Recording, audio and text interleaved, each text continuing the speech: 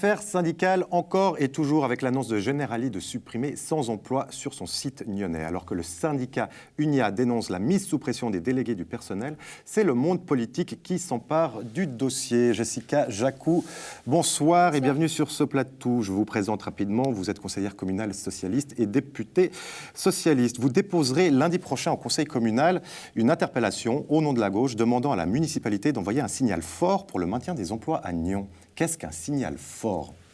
Alors, je pense qu'en premier lieu, il faut replacer l'histoire de Generali dans son contexte à Nyon. Allons-y. Generali s'est installé à Nyon grâce à la vente d'une parcelle qui était à l'époque en propriété de la commune.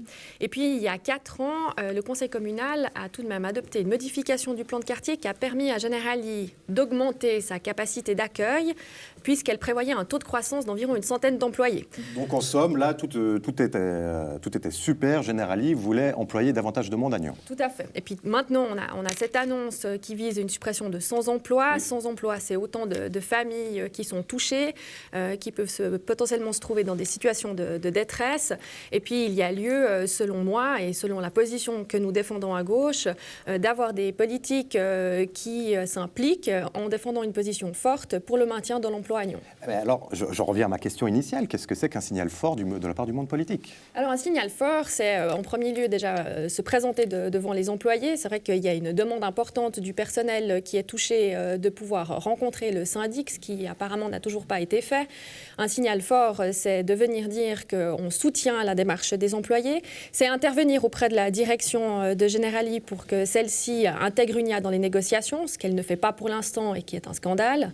Et c'est surtout faire preuve de tous les moyens en la possession afin qu'une discussion se fasse sur l'avenir de ces gens. Sentez-vous que le monde politique nyonnais, les élus de la municipalité, se sentent floués ou se sont fait avoir avec cette entreprise en accordant justement en 2012 une possibilité d'agrandissement du bâtiment ? Alors, on nous a présenté des demandes à cette époque-là qui apparemment ne sont pas réalisées. Ce qui est compliqué avec Generali, c'est qu'on se retrouve face à un grand groupe italien qui donne des ordres à Zurich, qui les donne ensuite à Nyon. Donc, qui dit blanc, qui dit noir, ça, c'est encore une question à déterminer. Je pense qu'avant de se sentir floué ou pas, il y a une responsabilité à prendre.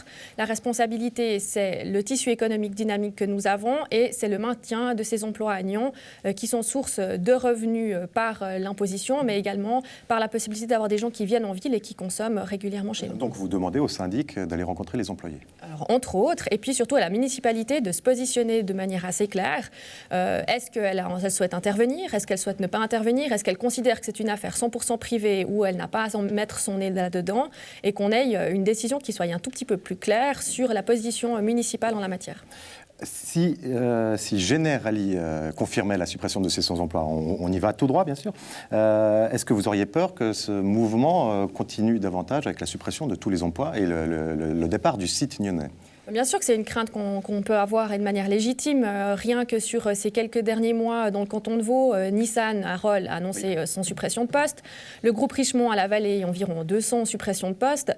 On n'est pas dans une mouvance qui est très optimiste sur le maintien des emplois dans ce genre de grand groupe qui s'est installé dans notre région. Donc oui, il y a des craintes à avoir. Et puis sans une application politique forte de la part de notre ville ainsi que du canton, j'ai assez peu d'espoir que ces groupes resteront établis chez nous. Craignez-vous une éventuelle plus-value immobilière de la part de Generali, qui a donc acquis ce terrain en 2004 pour 5 millions de francs, un terrain qui évidemment aujourd'hui on vaut certainement 2 fois plus. Mais c'est vrai qu'on se pose la question de savoir quelle est la manœuvre derrière, parce que délocaliser 100 postes de Nyon à Zurich, on voit assez difficilement où est-ce que l'économie va se réaliser pour Generali. Donc voilà, c'est un peu la question de savoir si c'est pas l'arbre qui cache la forêt et de quoi est composée cette forêt, et entre autres s'il n'y a pas une envie de vouloir réaliser une plus-value foncière dans ce cas-là. Très bien, Jessica Jacou, merci. On attendra de voir quel sera ce signal politique fort de la part de la municipalité la semaine prochaine.